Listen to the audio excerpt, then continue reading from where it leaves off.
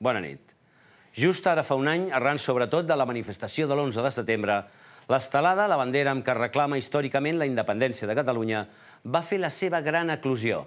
Limitat el seu ús fins llavors a sectors que es presumien minoritaris, els esdeveniments polítics n'han impulsat després la implantació. De fet, al mateix ritme que molts sectors de la societat que no combregaven amb l'independentisme han acabat abraçant la idea d'un estat propi. Si més no, l'estelada ha anat guanyant terreny en un espai públic abans dominat per la senyera, un fet que es tornarà a reproduir molt probablement dimecres en la Diada. Però quin és l'origen d'aquesta bandera? Qui la va dissenyar i per què? Quin recorregut haurà de tenir aquest símbol en relació amb el tradicional emblema nacional de Catalunya? I a què respon l'estelada amb l'estel vermell? Proposem aquest vespre un recorregut a través de la història de l'estelada, que arranca a començaments del segle XX, amb episodis prou desconeguts i molt curiosos, un passeig fins al seu innegable arrelament popular actual.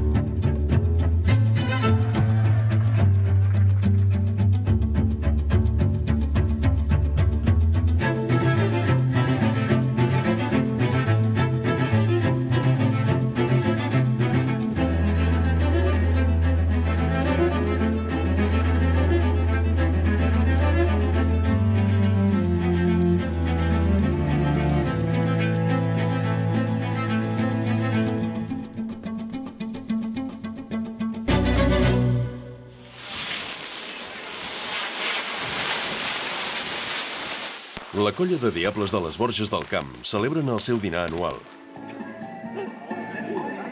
Habitualment fan una calçotada, però avui han canviat el menú. Faran arròs. Aquest any, però, l'arròs no és l'única novetat. Tots sabem cap on avança el país i la seva gent. I des dels Diables, com a part social i cultural d'aquest, creiem que hem de portar el nostre granet de sorra. La colla ha volgut deixar empremta en el vestuari d'aquest canvi que es respira pel país i n'ha dissenyat un de nou. Us vol presentar en primícia el disseny del primer vestit del diable de l'estelada. Els Diables de les Borges del Camp incorporaran l'estelada al seu vestuari. És tota una declaració d'intencions. L'estelada és aquesta bandera temporal que tenim, però és el símbol màxim de la lluita cap a la independència. Esperem abandonar-la d'aquí poc, però ara mateix és com ens definim i explicar el que és el que volem, aquest país lliure que esperem aconseguir d'aquí poc. De senyeres amb estels se'n coneixen des de fa més de 100 anys. L'any 2008 una comissió va organitzar el centenari de l'estelada. Des d'aleshores han donat a conèixer la història de la bandera a través d'una exposició itinerant. Els catalans que van estar a Cuba, entre ells Vicenç Albert Ballester, que va ser de fet el qui va poder dissenyar tal com coneixem avui l'estelada, va inspirar-se en la bandera cubana que sabeu té un triangle també amb un estel al mig, inspirant-se també en aquests colors de la llibertat, el blanc, el vermell i el blau, que són els colors tradicionals de la Revolució Francesa, de la Revolució Nord-americana, va inspirar-se en aquests colors per poder dissenyar dintre de la senyera un triangle blau, el triangle del blau del cel, de la llibertat, i el blanc també de l'estel, que simbolitza també l'emancipació. Hem de tirar més amunt,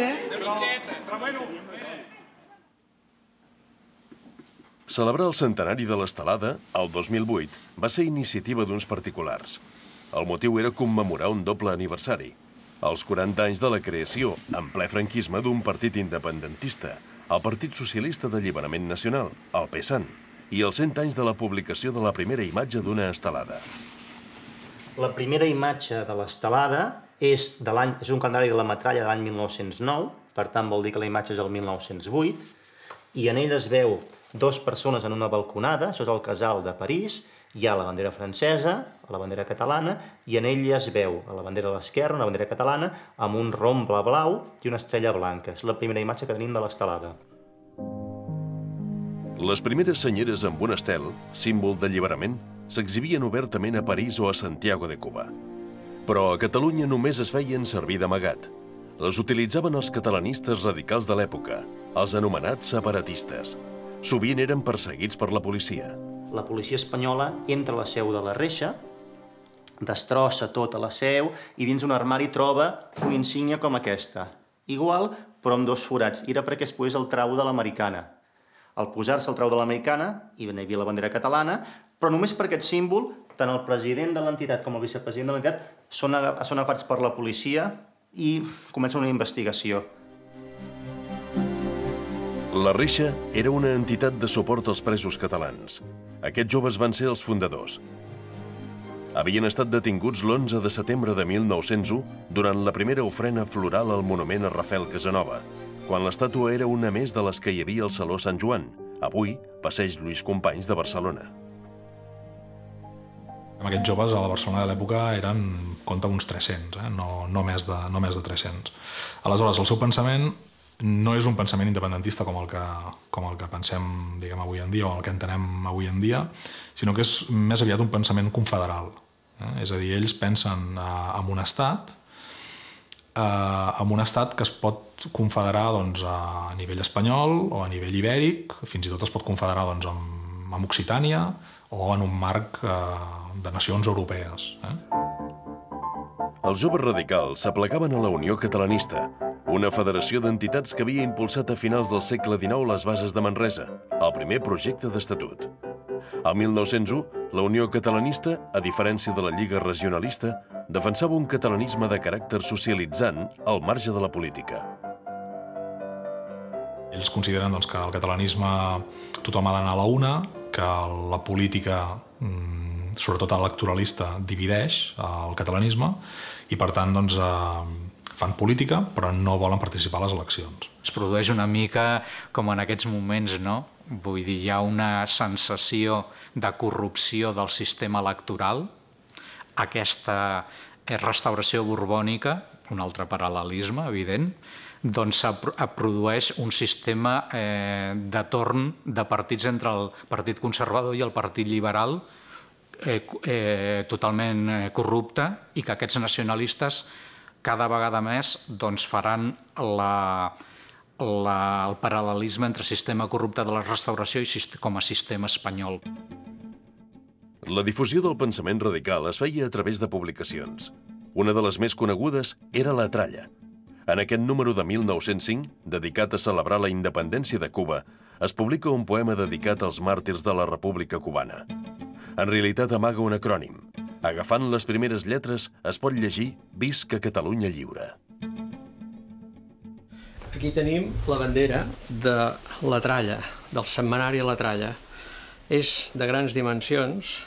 El fundador de La Tralla havia viscut la Guerra de la Independència a Cuba, on va obtenir el títol de pilot de la Marina Mercant. Es conserva intacte, sense ni rendar, amb tota la pàtina dels anys. Era Vicenç Albert Ballester, un empresari i activista polític considerat el pare de l'estelada clàssica, la del triangle blau i l'estel blanc. El seu disseny es basa en la bandera cubana.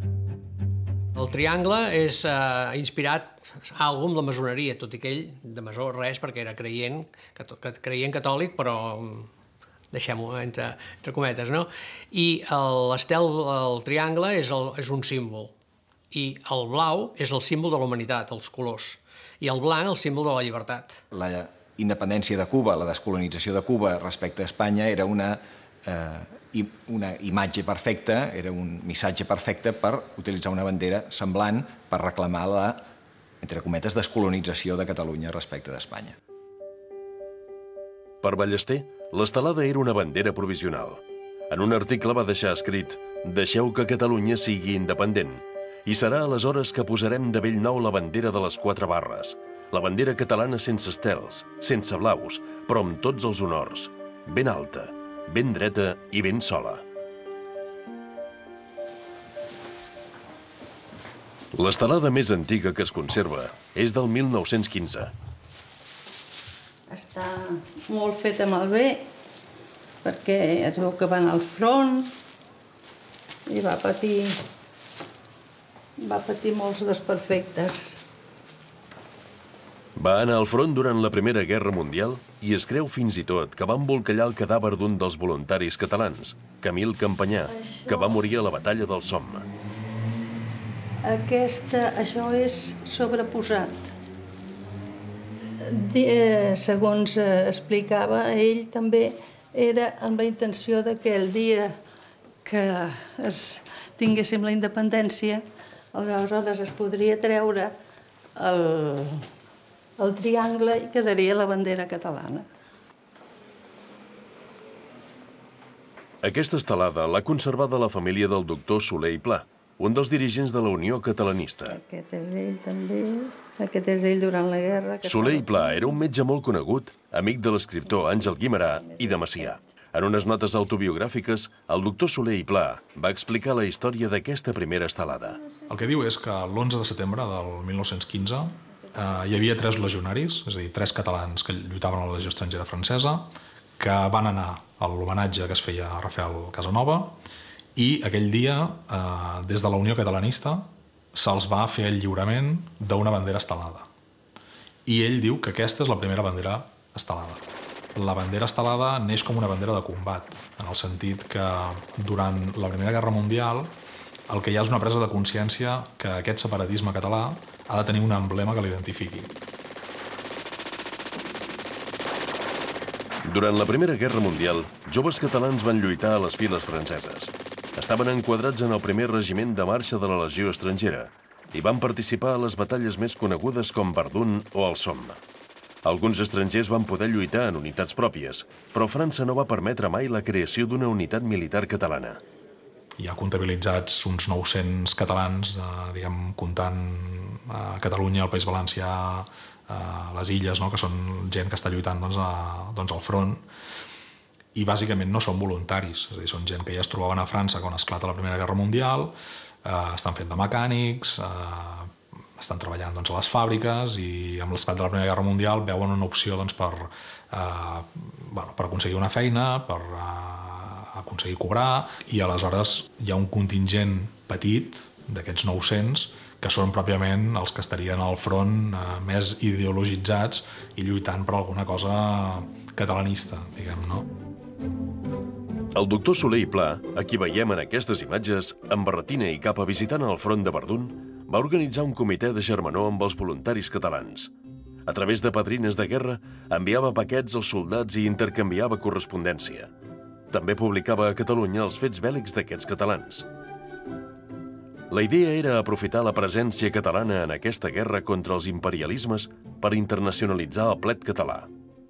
I el que hem de dir sobretot és a les potències bel·ligerants, dir nosaltres estem lluitant, sobretot estem recolzant França, i per tant, quan s'acabi la Primera Guerra Mundial i vosaltres guanyeu, és hora que ens agraïu el recolzament que us hem donat a través dels nostres soldats, bàsicament a la Legió Estrangera Francesa.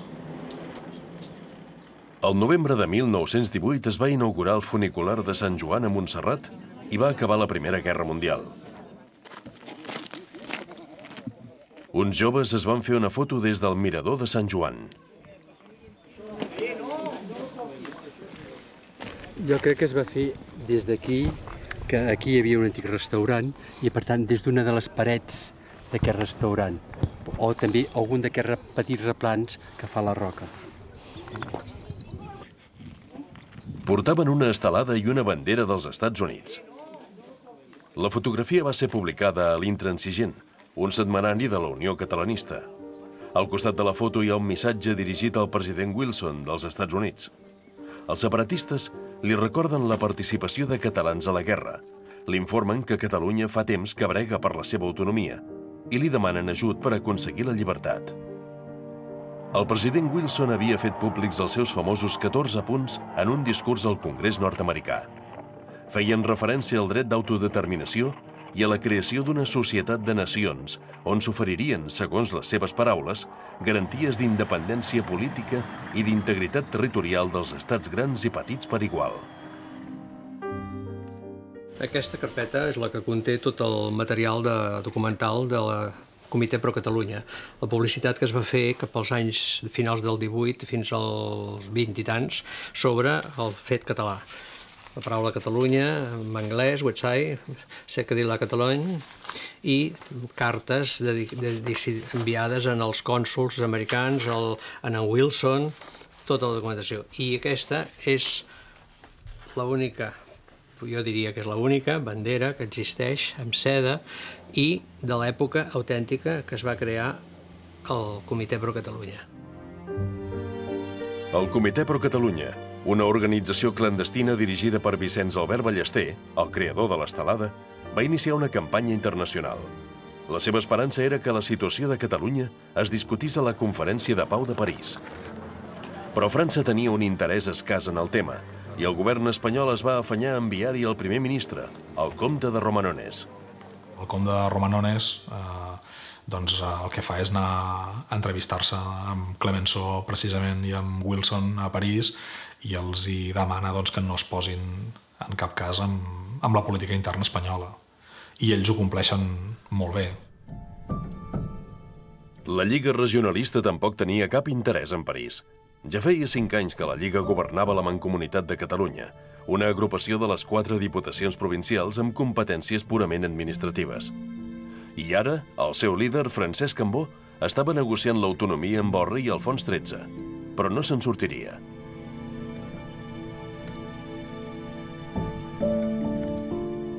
Els separatistes catalans del Comitè Pro Catalunya van enviar 3 representants a París. Van lliurar documentació al Ministeri d'Afers Estrangers francès i es van entrevistar amb un ajudant del president Wilson. Però tot va acabar amb bones paraules.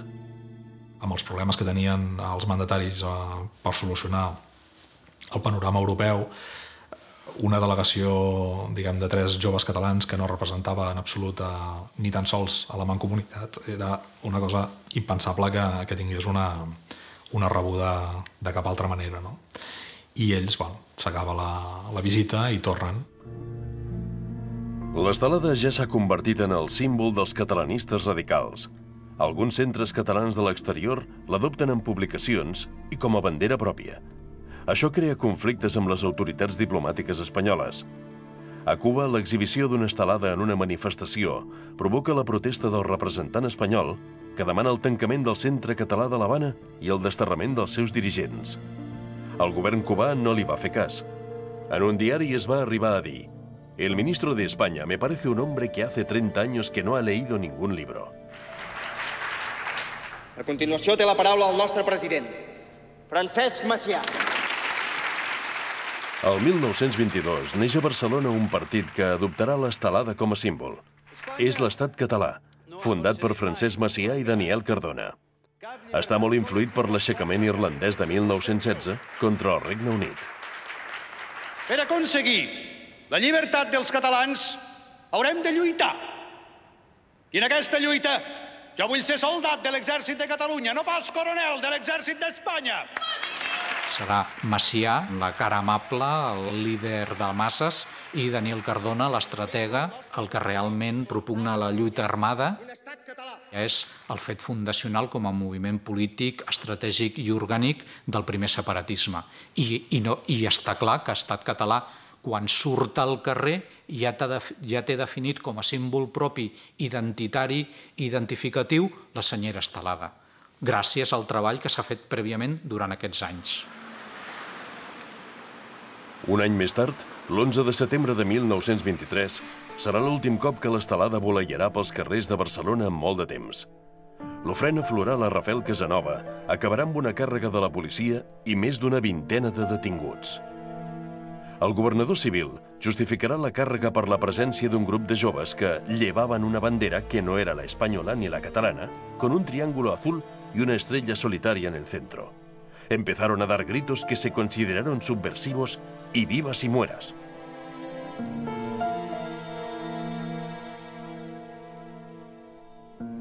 Tres dies més tard, Miguel Primo de Rivera, el capità general de Catalunya, dona un cop d'estat. Té el vistiplau del rei Alfons XIII i el suport de l'alta burgesia catalana, que considera que la dictadura militar és un mètode efectiu per contenir l'agitació obrera. Com a 2 grans espantalls que utilitza en Primo de Rivera per tirar endavant el seu cop militar i perquè Alfons XIII el beneeixi, són, en primer lloc, la crisi social, l'activisme dels treballadors, i el segon espantall és l'espantall del separatisme. La dictadura intenta liquidar tots els símbols catalanistes. La senyera i el català seran erradicats de la vida pública. La Mancomunitat de Catalunya abolida.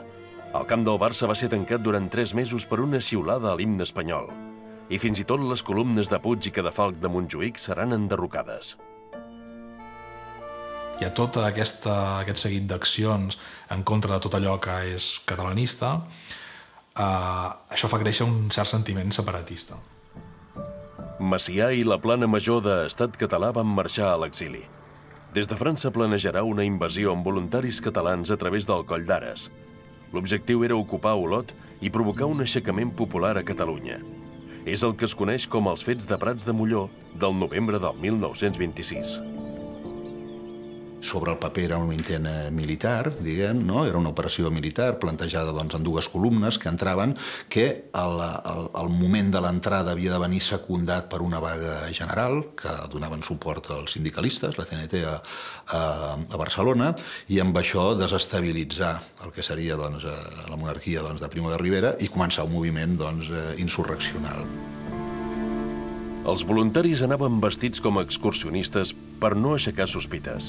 El seu símbol de combat era l'estelada i en el seu jurament com a soldats de l'exèrcit català es comprometien a no abandonar-la més que perquè ens serveixi de mortalla.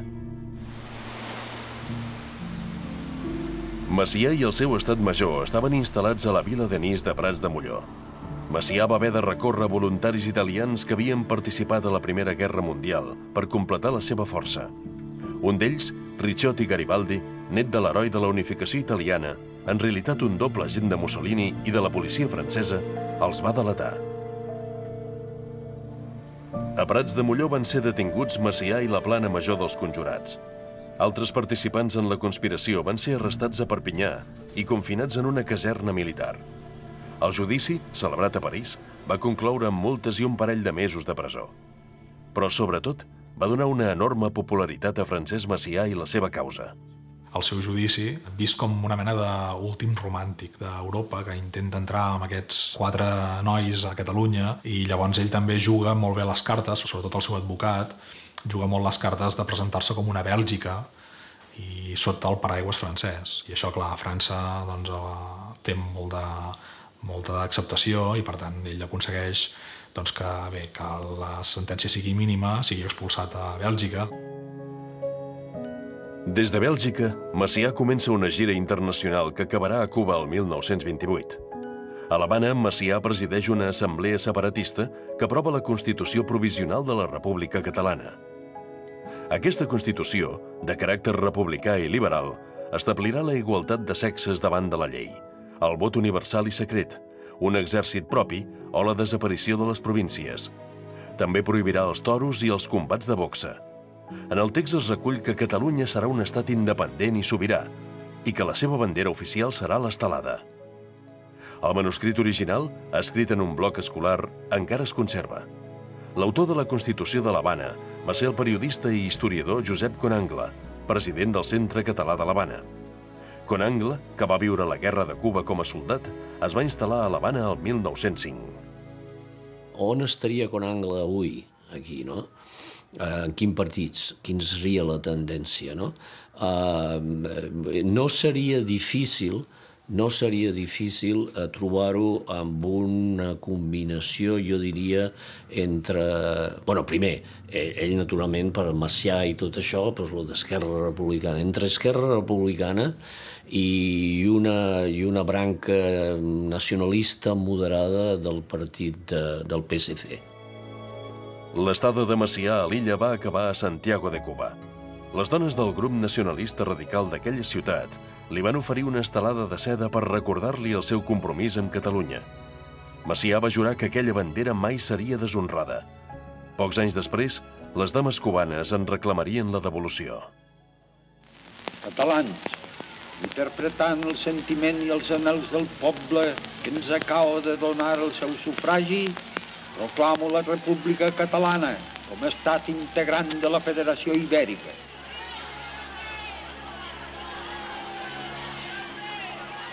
El 14 d'abril de 1931, Francesc Macià va proclamar la República Catalana dins d'una futura confederació ibèrica. La declaració va preocupar el govern provisional de la República Espanyola.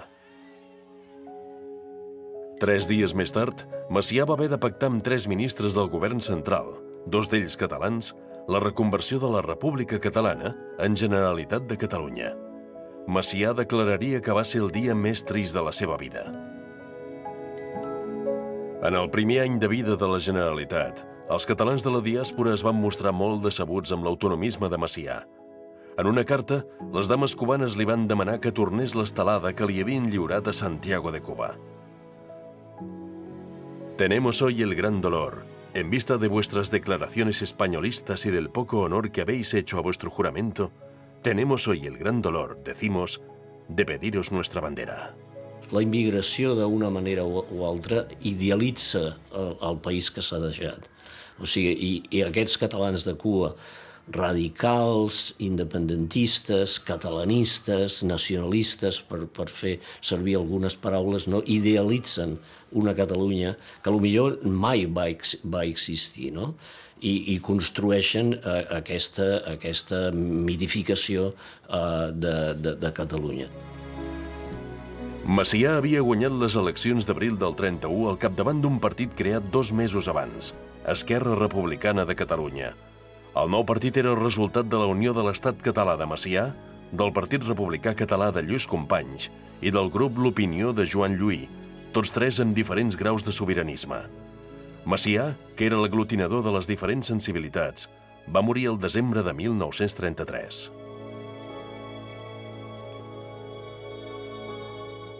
Lluís Companys, el seu successor, considerat poc separatista, també va proclamar l'estat català, però dins d'una república federal espanyola.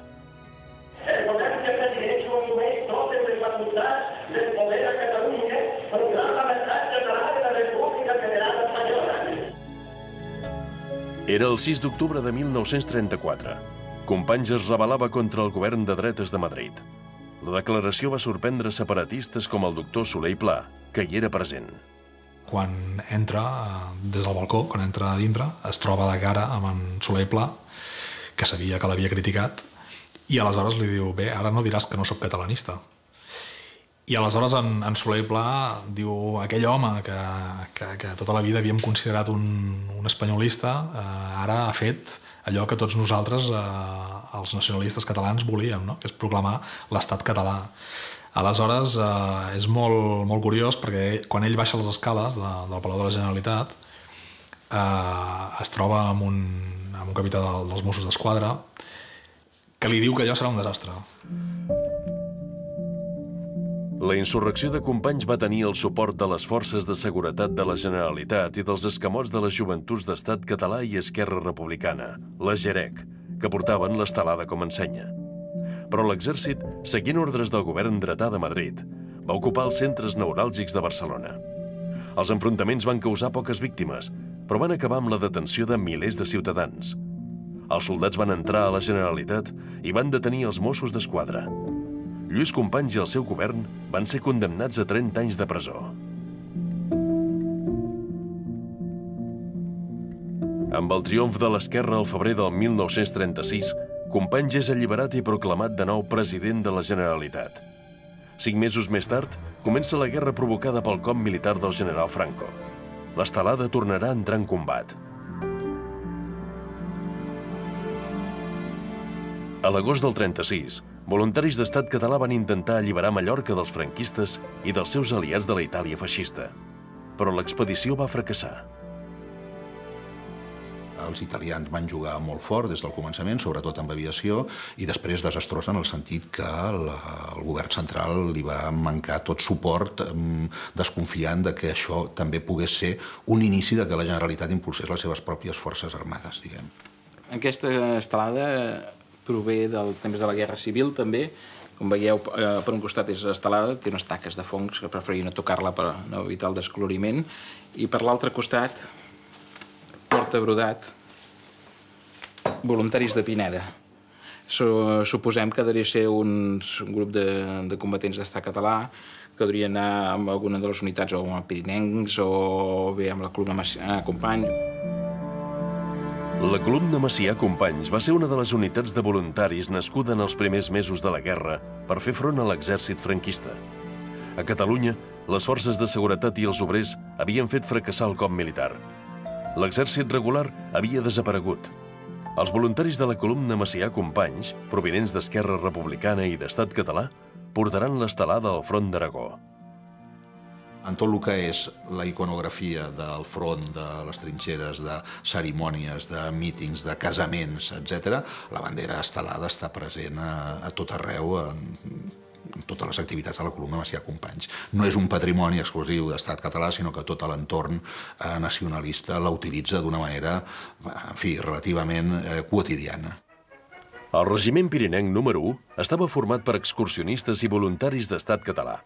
De manera informal també duien l'estelada. Va ser la primera unitat d'elit de l'Exèrcit Popular de Catalunya, un exèrcit regular organitzat per la Generalitat, que també va crear una indústria de guerra. Però tot acabarà al maig del 1937, quan forces de la Generalitat i els comunistes del PSUC s'enfrontin amb militants de CNT, la FAI i el POUM. A partir d'aleshores, el govern central es farà càrrec de tot. Després del maig del 37, l'autonomia, a la qual havia arribat molt lluny Catalunya, queda absolutament laminada. Les indústries de guerra passen a ser controlades per la República, l'exèrcit català queda dissolt i queda substituït per l'exèrcit popular de la República. Companys es dedica, no pot fer res més que fer discursos. No té absolutament cap possibilitat d'incidir ni en la política d'indústries de guerra ni en la política militar, diguem. Queden fora de joc. Finalment, el 1939, l'exèrcit de Franco acabarà amb l'autonomia de Catalunya i amb la República. De nou desapareixeran els símbols i la llibertat. El general Llamo le hizo entrega de una bandera del Estado catalá que los separatistas dejaron abandonada en su huida. El ministro la hizo guardar para siempre.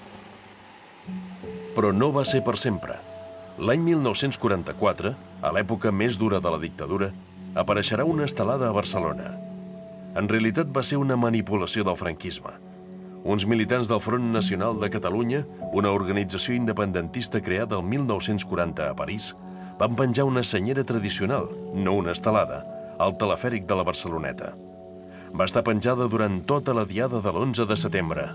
En aquells moments això, amb una Barcelona afamada, entristida, atemorida, allò va ser un valor d'oxigen. La intenció era aquesta. Sempre, esclar, era de dir Catalunya ha perdut, però no ens hem rendit. Però una publicació franquista va modificar la foto per convertir la senyera en estelada. La foto trucada il·lustrava un text on es demanava més mà dura contra el separatisme. Hi ha un article on parlava de la benevolència que es tenia amb el separatisme quan, a l'any 44, s'afusellava gent al camp de la Bota cada dia, cada dia. I a Girona, al cementiri, i a Tarragona, a tot arreu. L'any 1968, a Barcelona, va néixer de manera clandestina una nova estelada, la de l'Estel Vermell. Josep Ribes va ser un dels dissenyadors de la nova bandera estelada. Encara guarda un dels primers models. Era la bandera del PSAN, el Partit Socialista d'Alliberament Nacional, creat el 1968 per joves escindits del Front Nacional de Catalunya. El blau, doncs, ens semblava poc independentista i poc d'esquerres. Nosaltres érem independentistes i d'esquerres. I per aquesta qüestió, doncs, vam optar pel triangle blanc i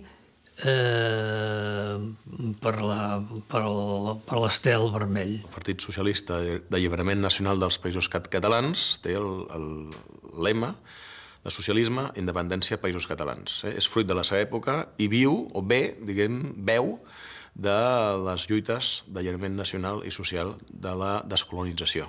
Vietnam, Algèria, Cuba, fins i tot Xina, són els referents del moment. La nit abans de la diada del 1969, militants del PSAN van intentar penjar una estelada al campanar de la parròquia del barri del Congrés de Barcelona. Però van ser detinguts, jutjats a Madrid i condemnats a un mes de presó. Prèviament havien estat torturats per la policia franquista a la Via Laietana. Amb un cel obert que hi havia i amb una fundària de 4 pisos que em van agafar per sota les aixelles i em van penjar al buit.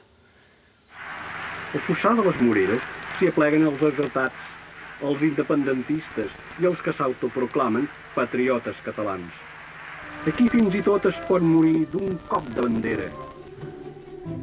La bandera de l'estel vermell va sortir al carrer a partir de la mort del dictador Franco. Per facilitar-ne la confecció, el triangle blanc va ser substituït pel groc. Va ser adoptada per la majoria d'organitzacions de l'esquerra independentista. Esquerra Republicana de Catalunya incorporarà l'estelada a finals dels anys 80, quan el partit es converteix en independentista. Un grup de gent el que fa és entrar a Esquerra i des de dintre converteixen el partit en independentista. Amb la situació que el dia que el partit es converteix en independentisme, amb el lideratge d'Àngel Colom i donant el suport també de Carod Rovira, 500 militants o 600 fugen del partit i l'endemà ja n'hi ha 800 més que els han reemplaçat. És a dir, hi havia una necessitat. És a dir, l'espai electoral donava lloc a que hi hagués un espai de públic independentista. En aquest moment, l'estelada que agafa Esquerra prioritàriament és l'estelada històrica, l'estelada d'estat català, però simultàniament també fa servir l'estelada roja.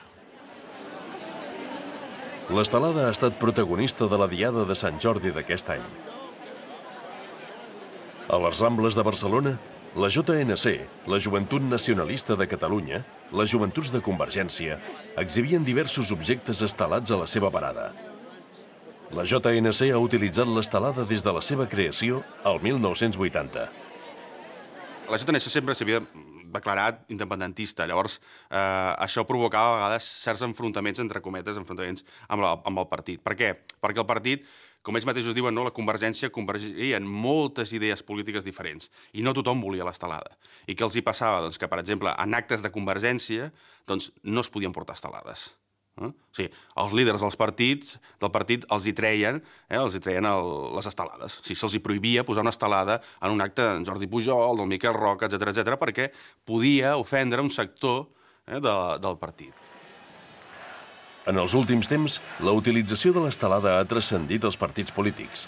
La manifestació de la Diada de l'any passat, convocada per l'Assemblea Nacional de Catalunya a favor de la independència, va significar un esclat de banderes estelades. La mateixa assemblea ha adoptat com a símbol tots dos models d'estelada. Els vam utilitzar els dos perquè vam considerar que a l'assemblea hi caben tots els independentistes de dretes, de centre i d'esquerres. Ara és més una qüestió de qui li agrada més un que un altre. Ja no simbolitzen tant una dreta i una esquerra, sinó és més una qüestió com d'estètica. I jo crec que simbolitzen tots dos el mateix, aquest desig de llibertat i d'alliberament de Catalunya. Una de les coses que ens vam adonar que la manifestació seria molt important és perquè es van acabar les estelades. És a dir, en tot el país no hi havia estelades, fins i tot a les botigues dels xinesos, d'aquests que venen de tot, tampoc ja no n'hi havia. Es va fer una comanda molt important a la Xina, perquè volien que arribés, perquè per aquí no se'n trobaven i també va arribar tard, o sigui que ja no va servir, també va arribar tard. Fires de productes que utilitzen estelades. Banderes hissades a centenars de pobles. Estelades formades amb espelmes. En els últims mesos han proliferat els actes reivindicatius amb la bandera de l'estel com a protagonista. A Igualada van voler fer un pas endavant. Crear una estelada humana. Una bandera formada per 2.014 voluntaris. El fet del que formem el país som persones. Persones que volem la independència. Persones. De fet, per això vam decidir fer-ho humana. Espelmes i tot plegat, però nosaltres vam decidir el que volem ser, que som la gent. La gent que està construint una mica el país, que volem construir un nou país, doncs comencem construint una nova estelada humana, una nova. Soc acollida aquí, soc de Còrdova, però em sento catalana com la de Camés. I aquí estem lluitant tots plegats. Vull ser lliure. No vull tenir res que veure amb Espanya, no perquè els hi tingui ràbia ni molt menys, però considero que el tracte que ens donen no és bo. i prefereixo, doncs, ja que no ens volen, apartar-me. L'estelada representa el símbol d'aquesta reivindicació en el benentès que és una senyera passatgera. Vull dir que quan tinguem la independència això s'ha de raconar, la guardarem com un record d'aquesta etapa, no? Però evidentment la nostra bandera és la senyera, la de sempre. Ara, avui hem de reivindicar la llibertat i és a través d'això, de l'estelada.